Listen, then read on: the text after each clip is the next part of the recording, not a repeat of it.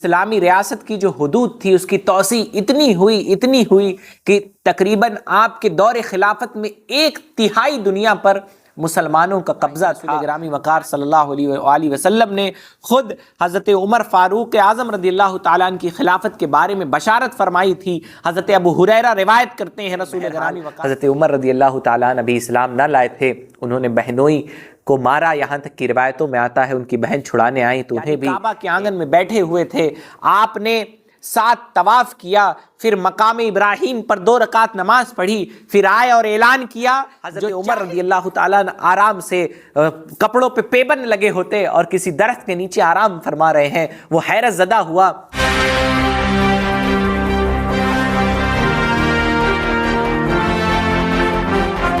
بسم اللہ الرحمن الرحیم والصلاة والسلام علی رسولہ الکریم۔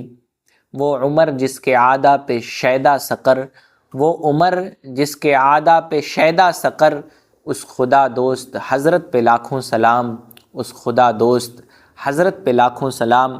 ناظرین کرام، میں آپ کا میزبان محمد انس قادری، آپ دیکھ رہے ہیں دستک سلام۔ سیریز ہے خلفائے راشدین کی زندگی سے متعلق۔ آج ذکر ہوگا مسلمانوں کے دوسرے خلیفہ حضرت سیدنا عمر فاروق اعظم رضی اللہ تعالیٰ عنہ کے بارے میں، جنہوں نے حق اور باطل کے بیچ فرق کیا، جس کی وجہ سے آپ کو فاروق کہا گیا، جن کے قدم رنجائی کی برکت کہ دین اسلام کی جو حدود، اسلامی ریاست کی جو حدود تھی اس کی توسیع اتنی ہوئی کہ تقریباً آپ کے دور خلافت میں 1/3 دنیا پر مسلمانوں کا قبضہ تھا۔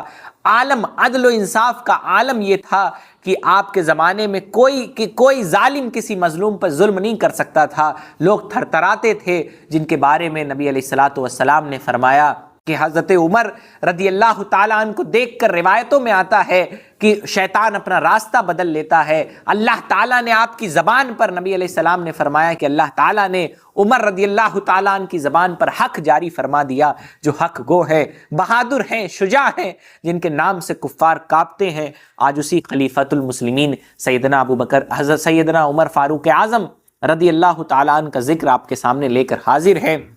حضرت عمر عامۃ الفیل، یعنی جس سال ہاتھی والا واقعہ پیش آیا، جس سال ابرہہ نامی بادشاہ کعبہ شریف کی عمارت کو منہدم کرنے کی غرض سے کعبہ شریف کی طرف بڑھا تھا، عامۃ الفیل اسی سال کو کہتے ہیں۔ اسی کے 13 سال بعد آپ کی پیدائش ہوئی۔ آپ قریش کے اشراف میں سے تھے، یعنی شریف لوگوں میں سے تھے۔ آپ بڑے باعزت تھے، باروب تھے، باوقار تھے۔ اور جب زمانے جاہلیت میں، یاد رکھیں دین اسلام سے پہلے کے زمانے کو زمانے جاہلیت کہتے ہیں، اور دین اسلام کے بعد کے زمانے کو زمانے اسلام کہتے ہیں۔ بہرحال زمانے جاہلیت میں جب کبھی قریش اور یا دوسرے قبیلے کے درمیان لڑائی ہو جاتی تو آپ کو سفارتی عہدہ آپ ہی کو تجویز کیا جاتا۔ آپ نے 40 مرد اور 21 عورتوں کے بعد، یا 39 مرد اور 23 عورتوں کے بعد ایمان لائے، یعنی تقریباً 40ویں نمبر پہ یا 41ویں نمبر پر آپ نے دین اسلام قبول فرمایا۔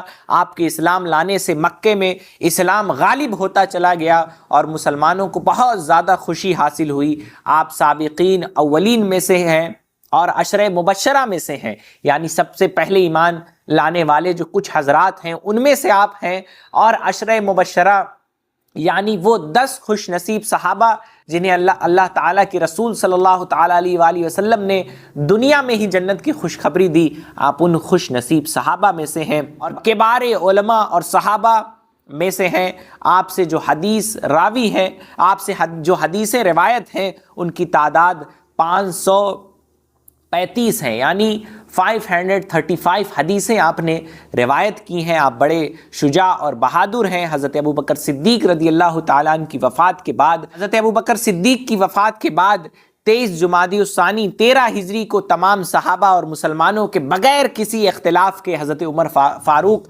رضی اللہ تعالیٰ عنہ مسلمانوں کے خلیفہ بنے، اور مسلمانوں نے آپ کے ہاتھ پر بیعت فرمائی۔ اس کی وجہ یہ تھی کہ رحمت عالم صلی اللہ تعالیٰ علیہ وآلہ وسلم نے اپنی ظاہری زندگی میں ہی تمام صحابہ میں حضرت عمر کو غیر معمولی عزت اور عظمت کا حامل قرار دیا تھا، اور نبی علیہ السلام نے اپنی ظاہری زندگی میں ہی خلافت کی طرف، حضرت ابوبکر کی طرف، حضرت عمر کی طرف، حضرت عثمان کی طرف، حضرت علی کی طرف اشارہ فرما دیا تھا۔ تو بہرحال بغیر کسی اختلاف کے آپ مسلمانوں کے خلیفہ بنے۔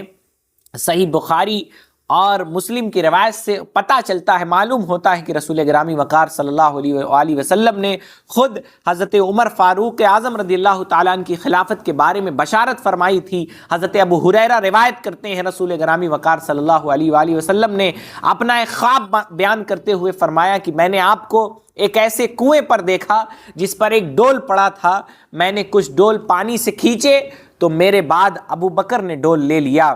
یعنی نبی علیہ الصلوۃ والسلام فرماتے ہیں کہ میرے بعد ابو بکر نے ڈول لے لیا، ایک دو ڈول کھینچے اور اس کے بعد وہ تھک گئے، پھر عمر آئے اور اس طرح ڈول پر ڈول کھینچنے شروع کیے کہ میں نے کسی جوان مرد کو اس طرح ڈول کھینچتے ہوئے نہیں دیکھا تھا، یہاں تک کہ ہر چہار طرف پیاسے آئے اور خوب سیراب ہوئے، یعنی خوب اس سے فائدہ اٹھایا۔ اس حدیث کے بارے میں ائمہ اکرام کی رائے ہے کہ یہ حضرت ابو بکر صدیق کے بعد حضرت عمر رضی اللہ تعالی عنہ کی خلافت کے بارے میں رسول گرامی وقار صلی اللہ تعالی علیہ وآلہ وسلم کی بشارت ہے۔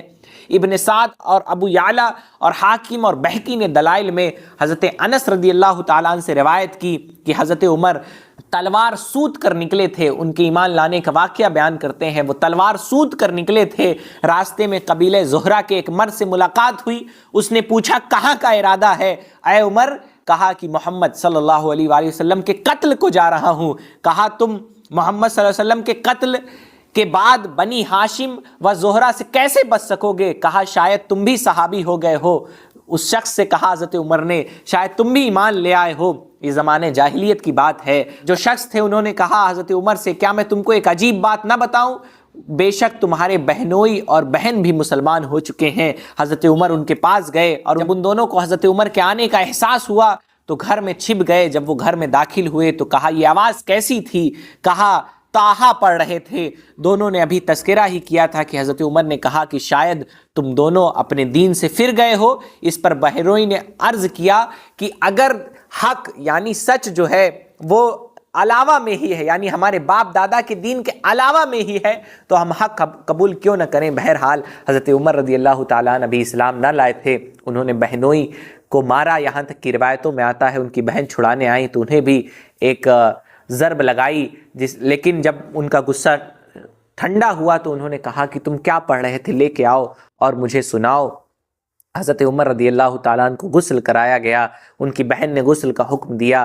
جب انہوں نے قرآن پاک پڑھا تو ایمان لے آئے، نبی علیہ الصلوۃ والسلام کی بارگاہ میں حاضر ہوئے اور مشرف با اسلام ہو گئے۔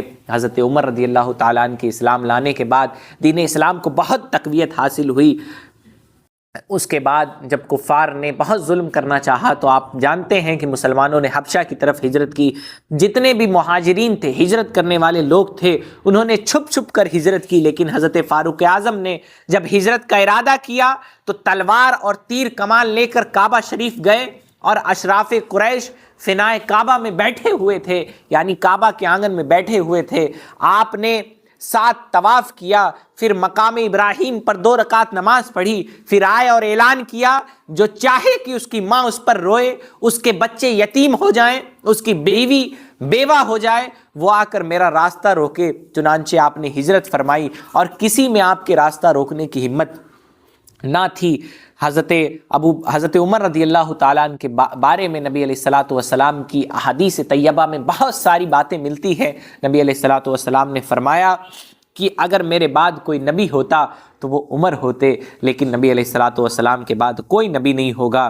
ترمذی نے ابن عمر سے روایت کیا، نبی علیہ الصلوۃ والسلام نے فرمایا اللہ تعالیٰ نے عمر کی زبان اور دل پر حق جاری فرمایا ہے، اور اس کے علاوہ نبی علیہ الصلوۃ والسلام نے فرمایا اگر میرے بعد نبی علیہ الصلوۃ والسلام نے فرمایا کہ عمر اہل جنت کے سراج و چراغ ہیں، یعنی اہل جنت کے چراغ ہیں۔ طبرانی نے اوسط میں سعید خدری رضی اللہ تعالیٰ عنہ سے روایت کی، نبی علیہ الصلوۃ والسلام نے فرمایا جس نے عمر سے بغض رکھا اس نے مجھ سے بغض رکھا، اور جس نے عمر سے محبت کی اس نے مجھ سے محبت کی۔ بہرحال میں نے آپ کو بتایا کہ حضرت ابو بکر صدیق رضی اللہ تعالیٰ عنہ کی وفات کے بعد حضرت عمر رضی اللہ تعالیٰ عنہ جمادی الاخری 13 ہجری منگل کے دن آپ خلیفہ ہوئے اور 10 سال 6 مہینہ 5 دن تخت خلافت کو زینت بخشی۔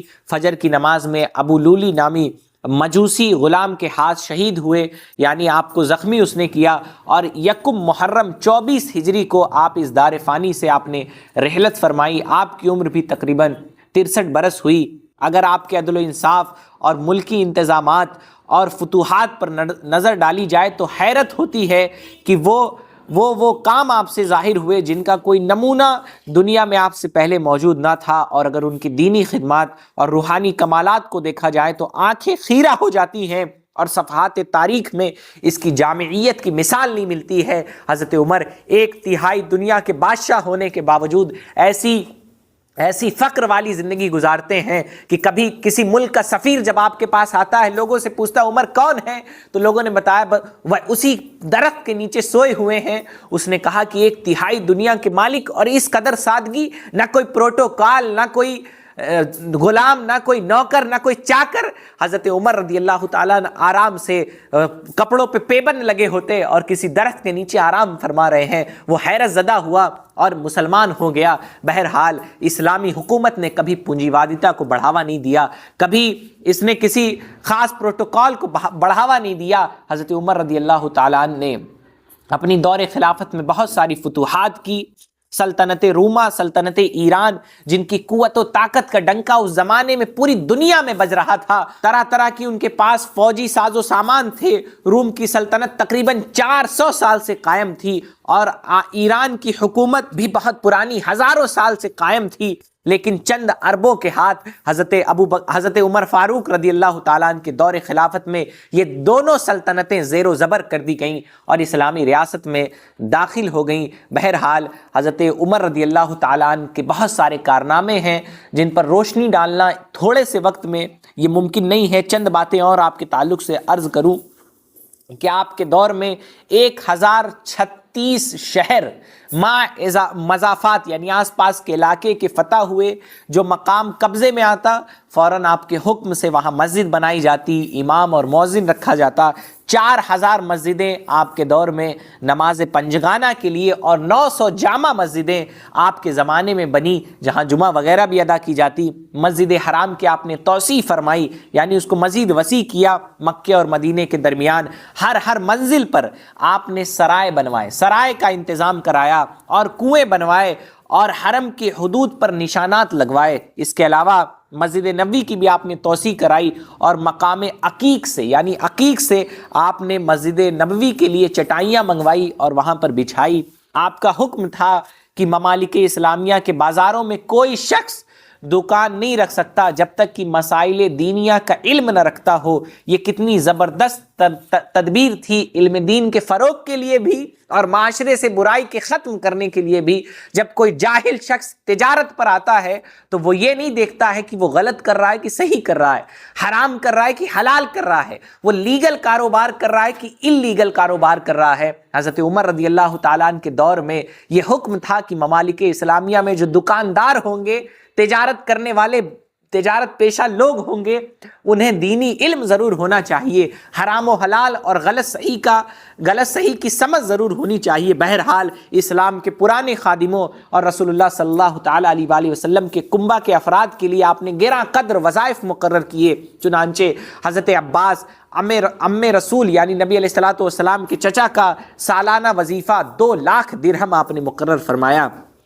بہرحال اس کے علاوہ بھی بہت سارے کارنامے آپ نے اپنے زمانے میں انجام دیے، بہت ساری کرامات، بہت ساری فتوحات آپ کے زمانے میں پیش آئیں۔ حضرت عمر رضی اللہ تعالیٰ عنہ کی شہادت ہوئی یکم محرم کو، اور آپ کی شہادت اسلام کے لیے بڑی مصیبت کا باعث تھی کہ اسلام کا ایسا علم بردار جس سے دنیا کی بڑی بڑی طاقتیں تھرتھراتی تھیں، کانپتی تھیں، وہ اس دنیا سے رخصت ہو گیا۔ بہرحال حضرت عمر رضی اللہ تعالیٰ عنہ کی شہادت ہوئی، اور حضرت عمر کے بعد حضرت سیدنا عثمان غنی رضی اللہ تعالیٰ عنہ مسلمانوں کے خلیفہ بنے۔